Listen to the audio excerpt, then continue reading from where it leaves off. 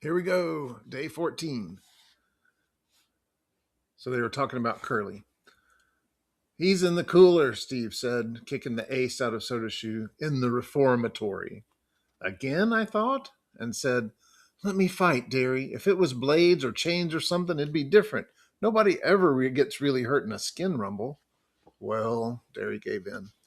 I guess you can, but be careful. And if you get in a jam, holler and I'll get you out. I'll be okay, I said wearily. How come you never worry about Soda Pop as much? I don't see you lecturing him. Man, Derry grinned and put his arm across Soda's shoulder. This is one kid brother I don't have to worry about. Soda punched him in the ribs affectionately. This kiddo can use his head. Soda Pop looked down at me with mock superiority, but Derry went on. You can see he uses it for one thing, to grow hair on. He ducked Soda's swing and took off for the door. Two Bit stuck his head in the door just as Derry went flying out of it. Leaping as he went off the steps, Derry turned a somersault in midair, hit the ground, and bounced up before Soda could catch him. Well, said Two Bit cheerfully, cocking an eyebrow. I see we are in prime condition for a rumble. Is everybody happy? Yeah, screamed Soda as he too did a flying somersault off the steps. He flipped up to walk on his hands and then did a no hands cartwheel across the yard to beat Derry's performance. The excitement was catching. Screeching like an Indian, Steve went running across the lawn in flying leaps, stopped suddenly, and flipped backward. We could all do acrobatics because Derry had taken a course at the Y and then spent a whole summer teaching us everything he'd learned on the grounds that it might come in handy in a fight. It did, but it also got Two Bit and Soda jailed once. They were doing midair flips down a downtown sidewalk, walking on their hands and otherwise disturbing the public and the police. Leave it to those two to pull something like that. With a happy whoop, I did a no hands cartwheel off the porch steps, hit the ground, and rolled to my feet. Two Bit followed me in a similar manner. I am a greaser, Soda Pop chanted. I am a JD and a hood. I blacken the name of our fair city. I beat up people. I rob gas stations. I am a menace to society. Man, do I have fun. Greaser, greaser, greaser, Steve sing-songed. Oh, victim of environment, unprivileged, rotten, no-count hood. Juvenile delinquent, you're no good, Derry shouted. Get thee hence, white trash, Two Bit said in a snobbish voice. I am a Soch. I am the privileged and the well-dressed. I throw beer blasts, drive fancy cars, break windows at fancy parties. And what do you do for fun? I inquired in a serious, awed voice. I jump greasers, Two Bit screamed and did a cartwheel. We settled down as we walked to the lot. Two Bit was the only one wearing a jacket. He had a couple of cans of beer stuffed in it. He always gets high before a rumble. Before anything else, too, come to think of it. I shook my head. I'd hate to see the day when I had to get my nerve from a can. I'd tried drinking once before. The stuff tasted awful. I got sick, had a headache, and when Derry found out, he grounded me for 2 weeks. But that was the last time I'd ever drink. I'd seen too much of what drinking did for you at Johnny's house. Hey, Two Bit, I said, deciding to complete my survey. How come you like to fight? He looked at me as if I was off my nut. Shoot, everybody fights. If everybody jumped in the Arkansas River, old Two Bit would be right on their heels. I had it then. Soda fought for fun, Steve for hatred, Derry for pride, and Two Bit for conformity. Why do I fight? I thought, and couldn't think of any real good reason. There isn't any real good reason for fighting except self defense. Listen, Soda, you and Ponyboy, Derry said as we strode down the street, if the fuzz show, you two beat it out of there. The rest of us can only get jailed. You two can get sent to a boys' home. Nobody in this neighborhood's going to call the fuzz, Steve said grimly. They know what'd happen if they did. All the same, you two blow at the first sign of trouble. You hear me? You sure don't need an amplifier, Soda said, and stuck his tongue out at the back of Derry's head. I stifled a giggle. If you want to see something funny, it's a tough hood sticking his tongue out at his big brother. Tim Shepard and company were already waiting when we arrived at the vacant lot, along with a gang from Brumley, one of the suburbs. Tim was a lean, cat-like 18-year-old who looked like the model JD you see in movies and magazines. He had the right curly black hair, smoldering dark eyes, and a long scar from temple to chin where a tramp had belted him with a broken pop bottle. He had a tough, hard look to him, and his nose had been broken twice. Like Dally's, his smile was grim and bitter. He was one of those who enjoyed being a Hood. The rest of his bunch were the same way. The boys from Brumley, too. Young Hoods who would grow up to be old Hoods. I'd never thought about it before, but they'd just get worse as they got older, not better. I looked at Derry. He wasn't going to be any Hood when he got old. He was going to get somewhere. Living the way we do would only make him more determined to get somewhere. That's why he's better than the rest of us, I thought. He's going somewhere. And I was going to be like him. I wasn't going to live in a lousy neighborhood all my life. Tim had the tense, hungry look of an alley cat. That's what he always reminded me of, an alley cat, and he was constantly restless. His boys ranged from 15 to 19, hard-looking characters who were used to the strict discipline that Tim gave out. That was the difference between his gang and ours. They had a leader and were organized. We were just buddies who stuck together. Each man was his own leader. Maybe that was why we could whip them.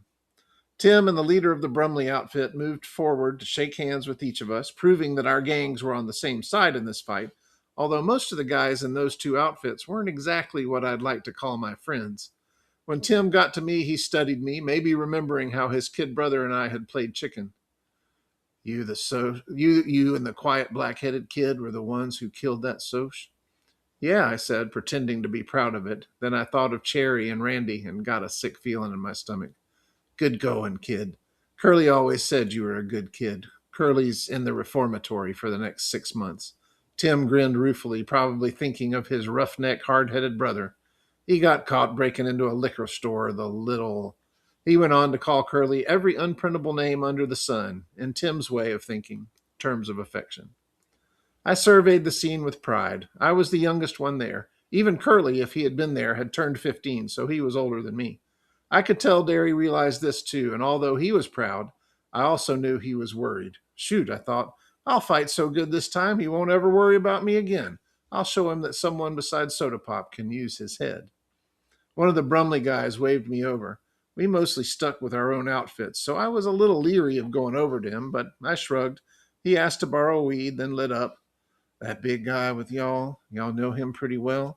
I ought to. He's my brother, I said. I couldn't honestly say yes. I knew Derry as well as he knew me, and that isn't saying a whole lot. No kidding. I got a feeling he's going to be asked to start the fireworks around here. He a pretty good bopper? He meant rumbler. Those Brumley boys have weird vocabularies. I doubt if half of them can read a newspaper or spell much more than their names, and it comes out in their speech. I mean, you take a guy that calls a rumble bop action, and you can tell he isn't real educated. Yep, I said, but why him? He shrugged. Why anybody else? I looked our outfits over. Most greasers don't have real tough builds or anything. They're mostly lean and kind of panther looking in a slouchy way. This is partly because they don't eat much and partly because they're slouchy. Derry looked like he could whip anyone there. I think most of the guys were nervous because of the no weapons rule. I didn't know about the Brumley boys, but I knew Shepard's gang were used to fighting with anything they could get their hands on.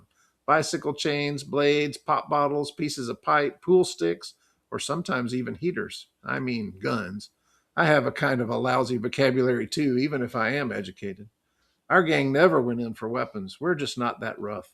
The only weapons we ever used were knives, and shoot, we carried them mostly just for looks.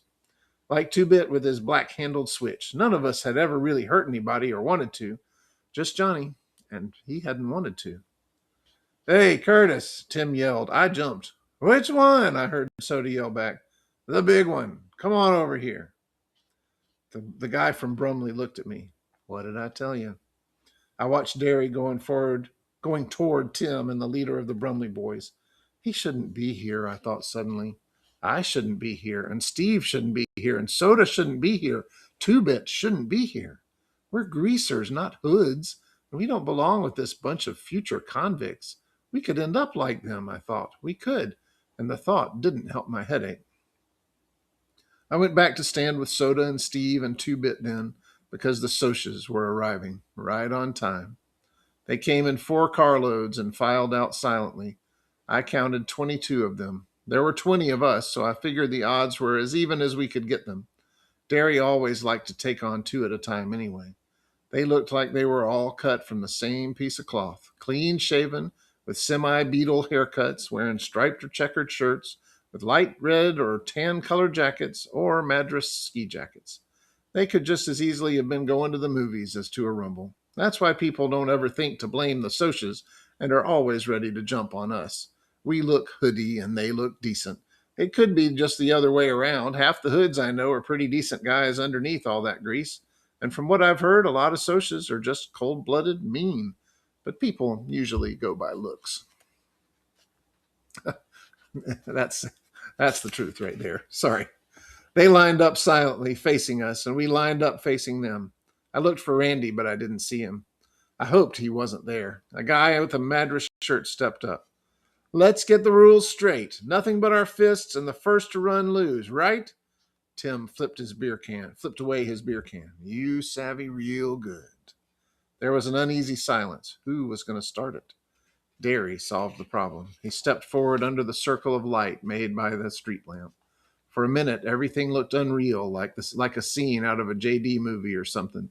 Then Derry said, I'll take on anyone. He stood there, tall, broad-shouldered, his muscles taut under his T-shirt and eyes glittering like ice. For a second, it looked like there wasn't anyone brave enough to take him on. Then there was a slight stir in the faceless mob of Socs, and a husky blonde guy stepped forward. He looked at Derry and quietly said, Hello, Daryl. Something flickered behind Derry's eyes, and then they were ice again. Hello, Paul. I heard Soda give a kind of squeak, and I realized that the blonde was Paul Holden.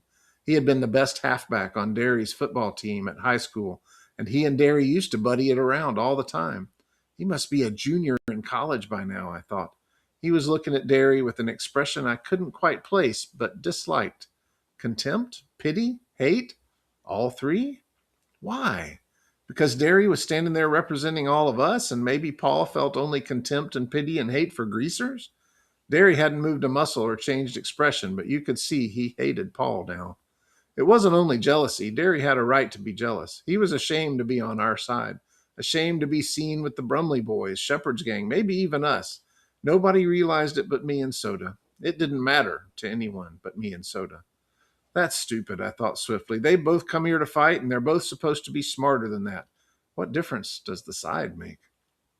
Then Paul said, I'll take you. And something like a smile crossed Derry's face. I knew Derry had thought he could take Paul any time, but that was 2 or 3 years ago. What if Paul was better now? I swallowed. Neither one of my brothers had ever been beaten in a fight, but I wasn't exactly itching for someone to break the record. They moved in a circle under the light, counterclockwise, eyeing each other, sizing each other up, maybe remembering old faults and wondering if they were still there. The rest of us waited with mounting tension. I was reminded of Jack London's books, where the wolf pack waits in silence for one of the two members to go down in a fight. But it was different here. The moment either one swung a punch, the rumble would be on. The silence grew heavier, and I could still hear the harsh, heavy breathing of the boys around me. Still, Derry and the Socs walked slowly in a circle. Even I could feel their hatred. They used to be buddies, I thought. They used to be friends, and now they hate each other because one has to work for a living and the other comes from the West Side. They shouldn't hate each other. I don't hate Socs anymore. They shouldn't hate.